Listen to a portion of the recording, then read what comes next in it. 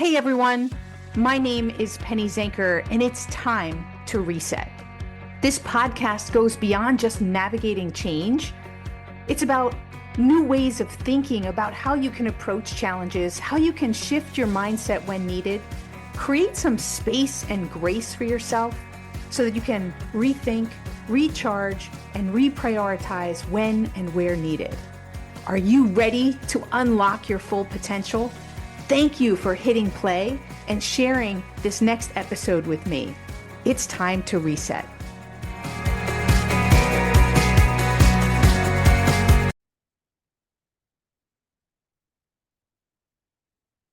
Welcome.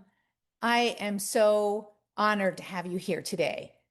And we're going to talk about something that a lot of people might be thinking these days, and is AI making us dumber?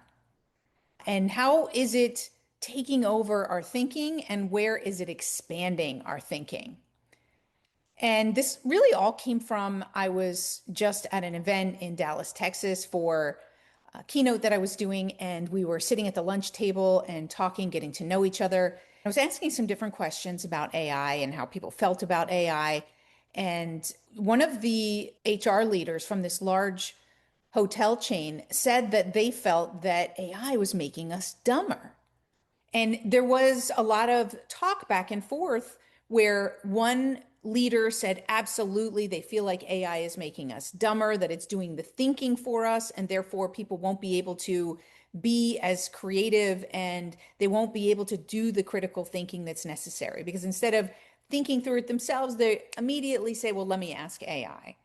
And there was someone else at the table who took the opposite. And she said that absolutely AI supports our thinking and helps us to think faster so that we can be more efficient and effective. So that we take our own thinking and it magnifies and expands our thinking.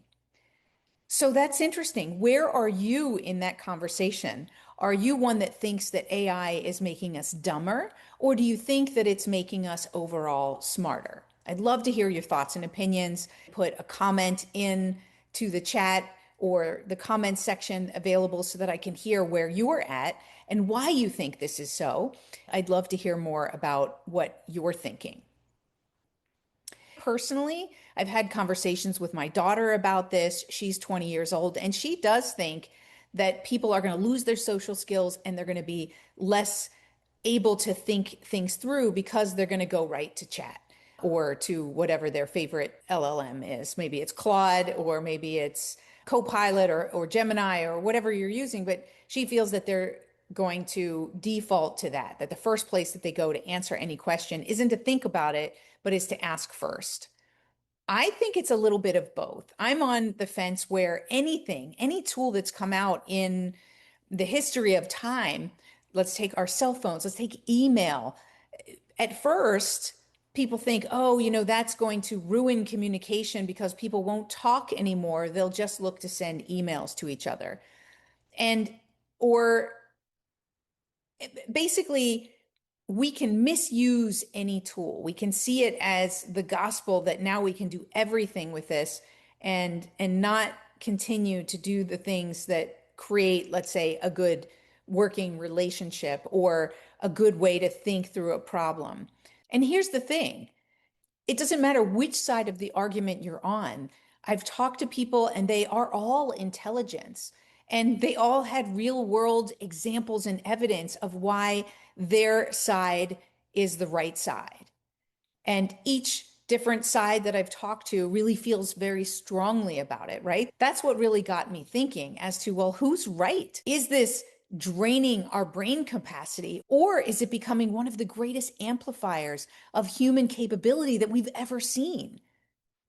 Now, I tend to be more on the side of the capability because I also used to be in application development. So I have this way of thinking about things, about how we can build something that makes us more effective and efficient, right? Increase the value and the impact and be able to do it faster.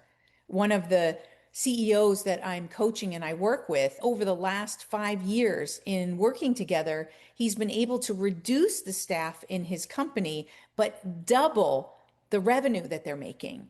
And a lot of that is with technology and in the recent year using AI. And here's where I'm going to bring in my reset mindset for you is I think that we're asking the wrong question.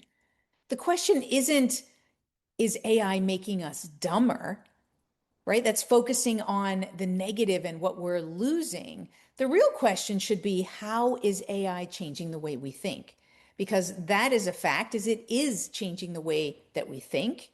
And if we want to be as dynamic as the marketplace, then we need to be able to answer that question so that we can use AI to build our capabilities, to create greater impact, and still make us even smarter.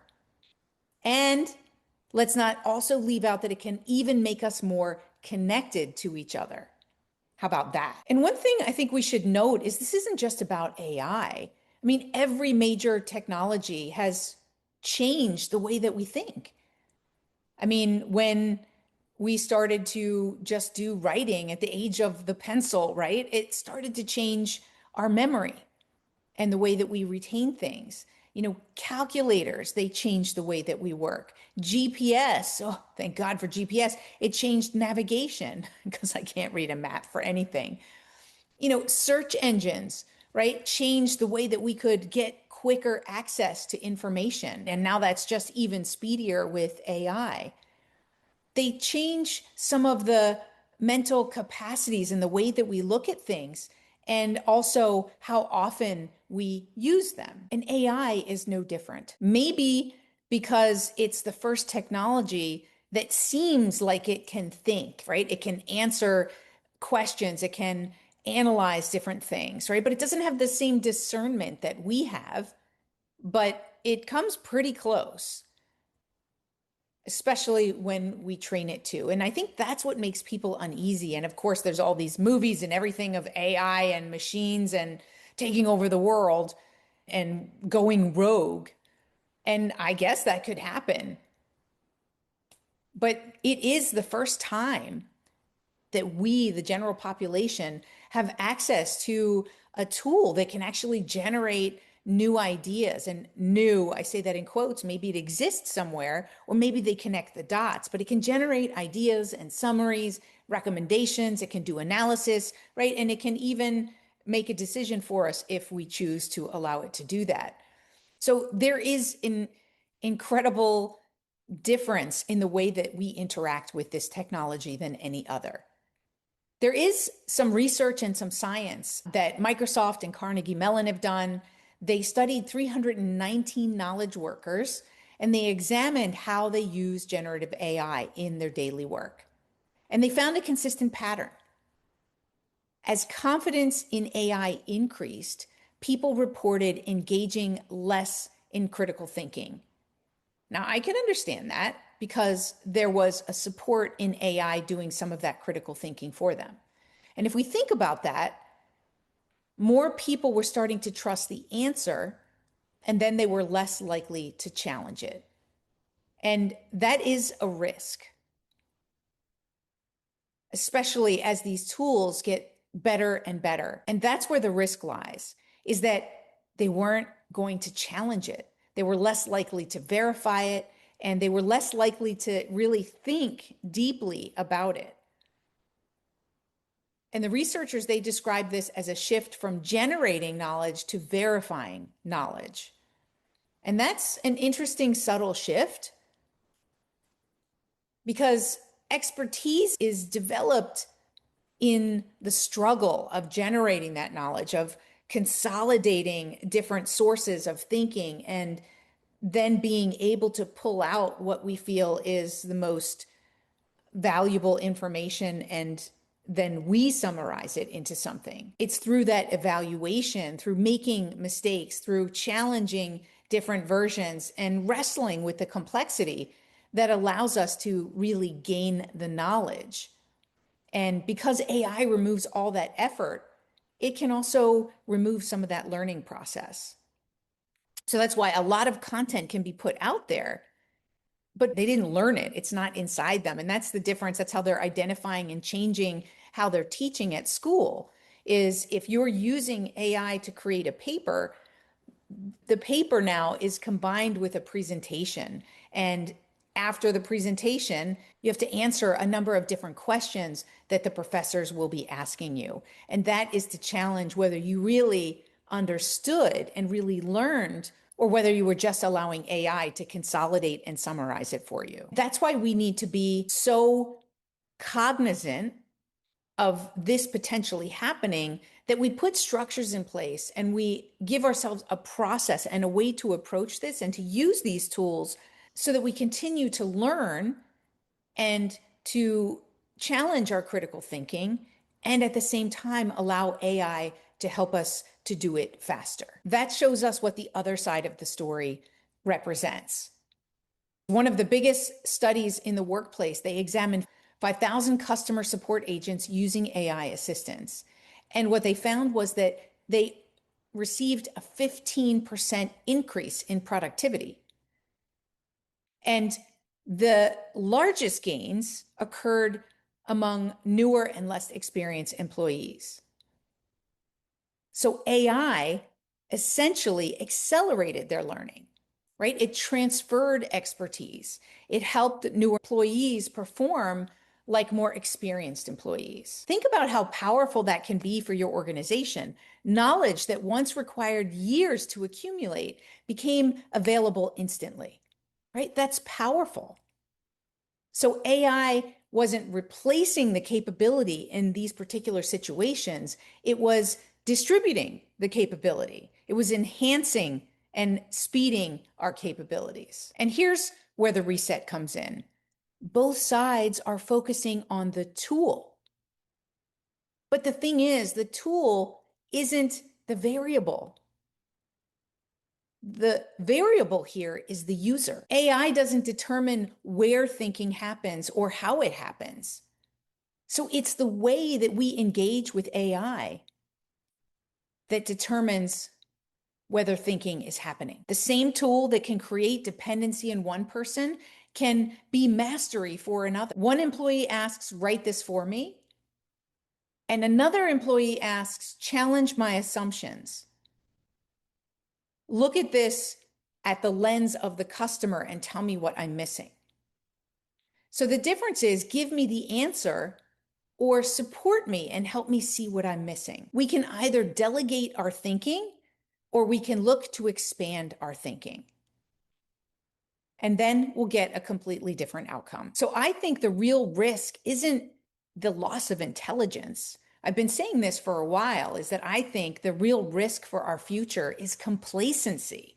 And we're already heading down that place, because when people are overloaded cognitively, right, when distracted constantly, there's already this sense of learned helplessness and complacency that is being developed. And AI is just amplifying that. So complacency comes when people stop questioning, when they stop reflecting, right? And that's why I talk about reset moments, to make more reflections, to think more deeply, to engage with that critical thinking, right? To test assumptions. That's what happens in a space of a reset moment. That reset moment is much deeper than taking a pause. It's looking at how we do things and making sure that we're doing things that serve us in the best way, that we're choosing options and working with tools in the best way that we can. And here's what we need to remember when we're using AI, is that AI hallucinates, just like people hallucinate too, right? We have limiting beliefs, we have different things that we focus on, and that can also change us to hallucinate. So we hallucinate, AI hallucinates, right? AI lacks the wisdom and the ability to discern. That's something that we have. And AI doesn't have any accountability for it. So of course it can say whatever, and it doesn't have to face the consequences if we make a bad decision. It doesn't understand the stakes involved. So every important decision, it still requires human judgment. And judgment, that's built through experience, reflection, and critical thinking. And that's where reset moments and the reset practice support us in how we work together with AI. We take these reset moments to reflect on what's the ultimate goal that we're looking to achieve. and looking from our experience, how will this go about? And that's where the reset moment and the reset practice support us, because we take that space, that purposeful pause, to be able to reflect on our experience, to be able to use our critical thinking, to see how we can use AI to enhance our capabilities as opposed to replace our capabilities. So when you're using AI, of course, you can have it write you a simple letter, but have it work with you on the strategy to explore possibilities, to test assumptions, to accelerate research so that you can focus on the insights and not the gathering, so that you can identify blind spots, so that you can improve communication, so that your message lands even better, but still bringing in your own tone and voice, and generate alternatives, looking at things in different ways so that you can find the best way forward, right? That's my element of get perspective. Step back, get perspective, and realign. And AI can help us to do that as a partner, not as a replacement, but as a partner. So let's come back to our question. Is AI making us dumber? Sometimes. When we allow it to replace our curiosity or replace our judgment or to replace the lessons that we are learning, then yes, it is making us dumber. But if we're using AI to help us create more value faster, that's where we want to be. We can use it to amplify our strengths. We can use it to challenge our thinking. We can use it to accelerate insights. And the research, it increasingly points to the same conclusion, that AI's impact is far more on how we use it than on the technology itself. So here's what we need to remember. The future doesn't belong to the people who know how to use AI, because everyone will know how to use AI to some extent. Where things really start to shift is the future belongs to those who know how to think with AI. People who can combine the technology with the human advantage, the judgment, the discernment, the wisdom, the experience. So I bring us back to the question that I asked earlier. The real reset is, how is AI changing the way that we think? And how do we become more intentional thinkers as our tools become more powerful? How do we use AI to think more clearly, to add more value, and to expand our thinking? And that comes down to each and every one of us. And it starts with you. Thank you again for being here. I hope this challenged you to think about both sides of the equation. And also, maybe you could spend some time reflecting, how are you using AI today? And where could you be using it to amplify and extend your thinking and not replace it? I'd love to hear your thoughts. My name is Penny Zenker, and it's time to reset. Hey, thank you for spending this time with me. It really means a lot. If you're feeling a little off, distracted, overwhelmed, stuck, or just out of sync, remember that's your signal to reset. And that's all it takes, just recognizing one reset moment at a time. So stay tuned for more tips, tools, tricks, stories, strategies, all here on Time to Reset. We'll see you in the next episode.